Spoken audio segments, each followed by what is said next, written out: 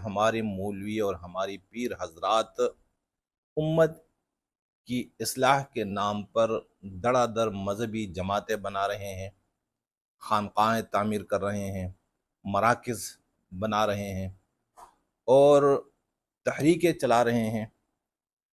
جب ہم پوچھتے ہیں کہ بھائی ان چیزوں کی ضرورت کیا ہے تو وہ کہتے ہیں کہ امت کی اصلاح کی خاطر ہم یہ کر رہے ہیں۔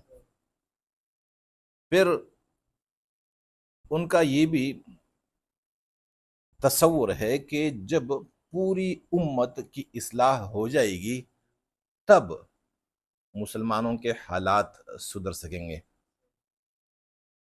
حالانکہ ایسی کوئی بات نہیں ہے۔ امت تقریباً 1.25 ارب امت ہے آج اس دنیا میں، اور 1.25 ارب انسانوں کی اصلاح یہ پیغمبروں سے بھی نہیں ہو سکتی۔ ایک گھر میں ایک ماں باپ کے 5 بچے ہوتے ہیں، 5 بچوں میں کوئی بگڑے ہوئے ہیں تو کوئی سدھرے ہوئے ہیں، یہ نہیں کہ سارے سدھرے ہوئے ہیں، یعنی ایک باپ سے 5 بچے بھی نہیں سنبھالے جاتے ہیں۔ اور ہمارے مولوی اور ہمارے پیر حضرات وہ پوری امت کا ٹیکہ لے رہے ہیں کہ ہم نے پوری امت کی اصلاح کرنی ہے۔ اب پیغمبر جتنے بھی آئے ہیں تو انہوں نے قوموں اور امتوں کی اصلاح نہیں فرمائی ہے، بلکہ انہوں نے افراد سازی کی ہے۔ اور افراد وہ کون ہوتے ہیں؟ تو وہ افراد جن کے ہاتھوں میں اقوام کی تقدیر ہوا کرتی ہے، پیغمبر صرف ان کی اصلاح فرماتے ہیں۔ ان کے پاس وقت کم ہوتا ہے۔ مثال کے طور پر ہمارے حضور صلی اللہ علیہ وسلم کی نبوت کی جو زندگی تھی وہ 23 سال تھی، اور 13 سال انہوں نے افراد سازی میں لگائے۔ تو 13 سال میں کتنے بندے بن سکتے ہیں؟ آخری جو خطبہ تھا اور حج پہ جب رسول پاک صلی اللہ علیہ وسلم تشریف لے گئے تھے تو وہ خطبہ 40,000 صحابہ نے سنا۔ 40,000 سے زیادہ نہیں تھے صحابہ۔ ہم تو کہہ رہے 1,20,000 تھے اور 1,25,000 تھے اور 2,00,000 تھے، ایسی کوئی بات نہیں، صرف 40,000 تھے۔ تو مقصد یہ ہے کہ حضور پاک صلی اللہ علیہ وسلم نے 40,000 افراد کی اصلاح فرمائی تھی۔ تو یہ افراد کون ہوتے ہیں؟ یہ وہ افراد ہوتے ہیں جو ادارے چلا سکتے ہیں، جن میں فیصلوں یعنی فیصلے کرنے کی طاقت ہوتی ہے، جو اولو العزم ہوتے ہیں، ان کی اصلاح ممکن ہوتی ہے۔ یہ معاشرہ یہ تو حیوانوں سے بھرا ہوا ہے، اور حیوانوں کی اصلاح نہیں ہوتی۔ جیسے بکریاں ہیں، بھیڑ بکریاں، تو اس کی ریوڑ ہوتی ہے، اور چرواہے 1 یا 2 ہوتے ہیں۔ تو بکریوں کا مالک چرواہوں کی اصلاح کرتے ہیں، بکریوں کی نہیں کرتے، بکریوں کی دیکھ بھال ہوتی ہے۔ سمجھ آ گئی؟ اب امت میں کن لوگوں کی اصلاح کی ضرورت ہے؟ تو بات تو لمبی ہو جائے گی، لیکن میں مختصراً بتاتا ہوں کہ اگر پولیس کی اصلاح ہو جائے اور عدلیہ کی اصلاح ہو جائے، قانون کے محافظوں کی اصلاح ہو اور انصاف دینے والوں کی اصلاح ہو جائے، لیکن یہ اصلاح کس کا کام ہے؟ مولویوں کا کام ہے؟ یہ پیروں کا کام ہے؟ یہ اصلاح خانقاہوں سے، مراکز سے اور مساجد سے، منبر اور محراب سے یہ اصلاح ہوگی؟ نہیں، ایسی نہیں۔ یہ اصلاح ریاست کا کام ہے، اور ریاست اصلاح کرے گی۔ ریاست کس شکل میں ایسے لوگوں کی اصلاح کر سکتی ہے؟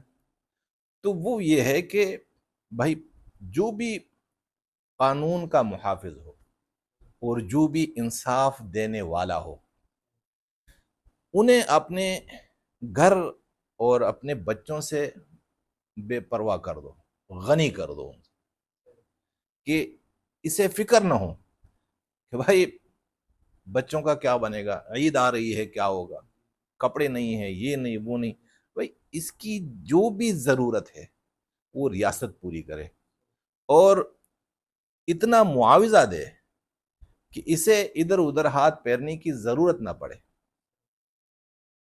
اور اتنا معاوضہ ہو کہ اسے پتہ چل جائے کہ اگر میں اسی منصب سے ہٹتا ہوں تو بھوک سے مر جاؤں گا، اور یہ تو وہ منصب ہے جس سے میرے خاندان کے خاندان چل رہے ہیں۔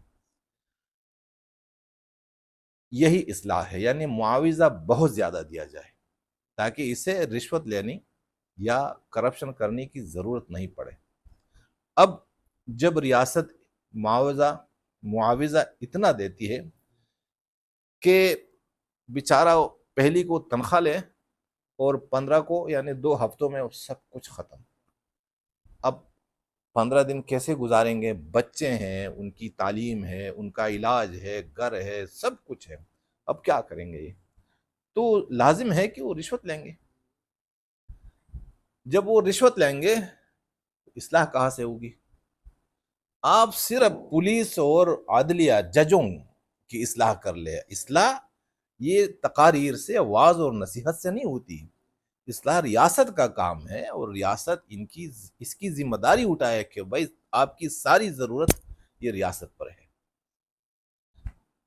لیکن کیا ہو رہا ہے ہماری ریاستوں میں؟ ایک اسمگلر جو چرس، پاؤڈر اور کیا کہ کوکین وغیرہ، آئس، یہ فروخت کرتا ہے، وہ ایک تانے دار کو ہر مہینے اتنا بھتہ دیتا ہے کہ مہینے میں اتنا بھتہ دیتا ہے کہ اتنے پیسے گورنمنٹ اسے پوری سروس میں نہیں دے سکتی، ریاست اسے پوری سروس میں نہیں دے سکتی۔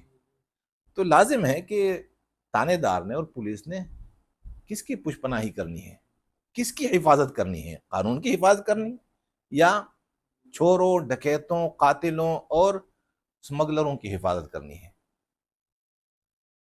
لازم ہے کہ ان کی حفاظت کرنی، کیونکہ اس کا جو پورا پریوار ہے، پورا خاندان ہے، وہ چلا رہے ہیں، گورنمنٹ تو نہیں چلا رہی ہے، ریاست تو نہیں چلا رہی ہے۔ سمجھ آ گئی؟ تو اب اصلاح نہیں ہو رہی ہے، ایک اسمگلر، ایک قاتل اور ایک چور ڈکیت اور ایک بدماش، ایک جوا چلانے والا، وہ جب جج کو اور پولیس کو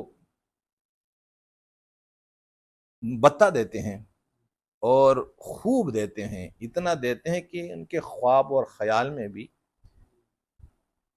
یہ نہیں آتا، تو لازم ہے کہ یہ لوگ کس کے اشارے پہ چلیں گے؟ مجرموں کے اشارے پر، فسادیوں کے اشارے پر۔ اور پھر کیا ہوتا ہے کہ عوام رو رہے ہوتے ہیں، اور پھر کیا ہوتا ہے کہ جگہ جگہ پر مدرسہ، جگہ جگہ پر خانقاہ، جگہ جگہ پر مرکز اور تحریکیں چل رہی ہیں کہ بھائی اس سے اصلاح ہوگی۔ تو اصلاح چند افراد کی ہوتی ہے، وہ افراد جو قانون کو نافذ کرتے ہیں، وہ افراد جو قانون کی حفاظت کرتے ہیں، اور وہ افراد جو انصاف دے رہے ہوتے ہیں، صرف ان کی اصلاح۔ اور جب یہ یعنی یہ 2 طبقوں کی اصلاح ہو جائے تو پوری ریاست میں کسی کا باپ بھی فساد نہیں کر سکتا، کسی کا باپ بھی جرم نہیں کر سکتا۔ انگریز جب یہاں آئے تھے، یا انگریز کو چھوڑ دیجئے، مثال کے طور پر ہمارے 10 گاؤں ہیں، اس میں صرف ایک تانا ہے، اور تانے میں کتنی نفری ہوگی؟ 100 کے برابر نہیں ہوگی۔ لیکن یہ جو 100 افراد ہے، 100 افراد کی نفری ہے، ریاست ان کی ایسی اصلاح کرے کہ بھائی یہ بچوں اور اپنی نسلوں کی زندگی بنانے کی فکر میں نہ ہو، بس ایک ہی کام ہے، تحفظ دینا عوام کو، قانون کی حفاظت کرنا۔ اور جج بھی اسی طرح ہو۔ مجھے ایک جج بتا رہے تھے کہ بھائی ہمارے پاس پاور ہے اور سہولتیں نہیں ہیں، ہم کیا کریں گے؟ کہا کہ میرے پاس جو گارڈ ہیں، یہ پولیس ہے، پیٹرول ہمیں نہیں مل رہا۔ اب گاڑی تو دی ہوئی ہے لیکن پیٹرول ہم اپنی جیب سے ڈالتے ہیں۔ تو جب اس طرح کے حالات ہوں گے، مدارس، مسجدوں، ممبر، محراب، مراکز اور خانقاہوں سے اصلاح یہ نہیں ہوگی، بلکہ فساد ہی فساد ہوگا۔